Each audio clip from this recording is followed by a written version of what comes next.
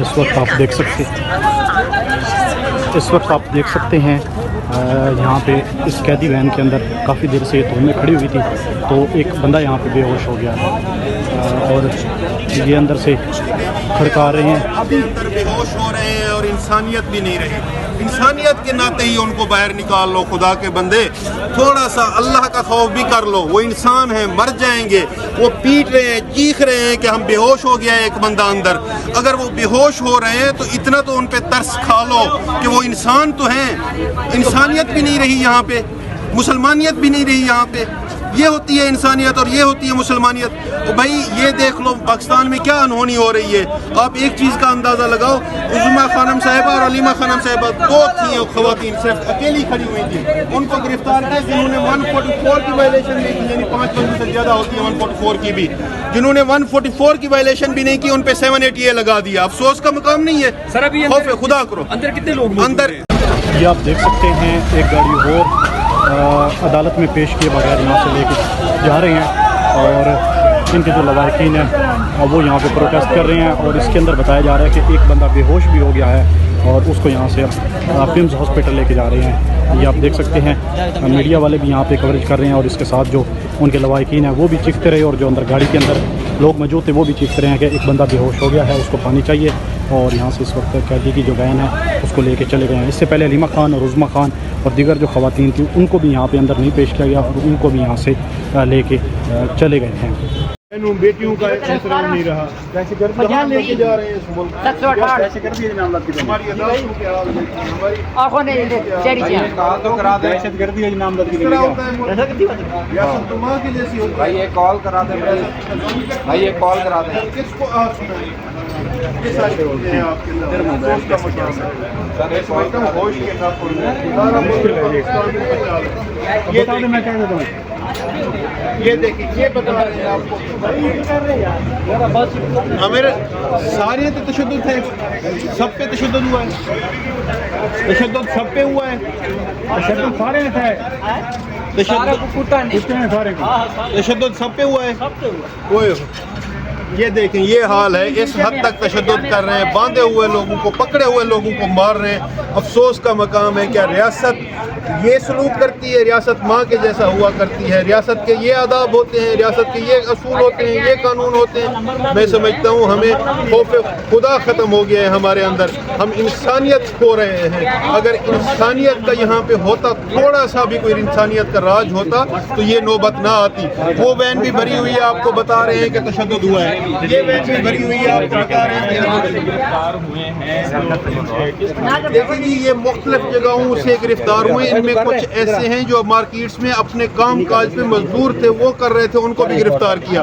कुछ लोग ऐसे हैं जो बिल्कुल पुरअमन हैं, पुरअमन लोगों को भी गिरफ्तार कर लिया, जो सिर्फ अपना आईनी और कानूनी हक इस्तेमाल कर रहे थे कि हम एहतजाज रिकॉर्ड कराने आए हैं कि आप गैर आईनी तरमीम कर रहे हैं या इस तरह की कोई हरकत कर रहे हैं। उनके ऊपर भी आप इनको पकड़ लेंगे, तशद्दुद करेंगे, जुल्म करेंगे, ज्यादती करेंगे। जो रियासती जबर था आपके सामने था, उसमें आप देखेंगे आंसू गैस थी, लाठीचार्ज था, रबड़ गोलियां थी, डायरेक्ट फायर थे। ये सारी चीज़ें हैं। इस तरह रियासत नहीं चला करती। खौफ खुदा करो, खुदा का खौफ करो। और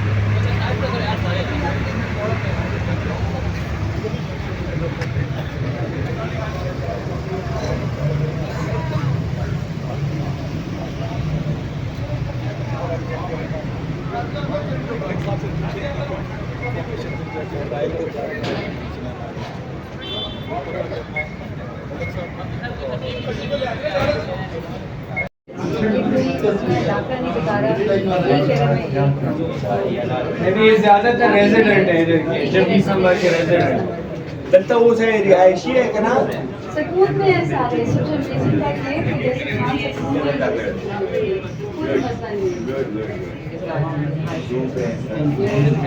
वो आवाजें लगा रहे हैं, बोलो बोलो कर रहे हैं। हम आवाजें लगा रहे हैं। आप देख सकते हो। वो लेकिन हंस रहे हैं। ये जज्बा है पाकिस्तान तहरीक-ए-इंसाफ। ये अंदर हंस रहे हैं। ये तो हमारा भी मजाक उड़ा रहे हैं। हाँ, कि हम भी परेशान हैं। मेरे के अंदर हंस रहे हैं। अंदर गपशप चल रहा है।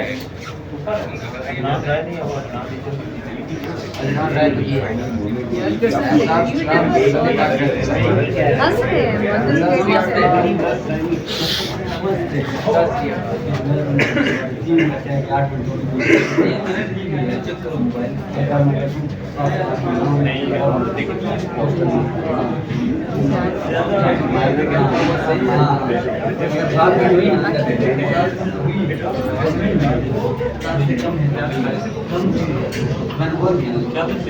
एहतजाज तब तक जारी रहेगा जब तक अडियाला से ऑर्डर नहीं आएगा।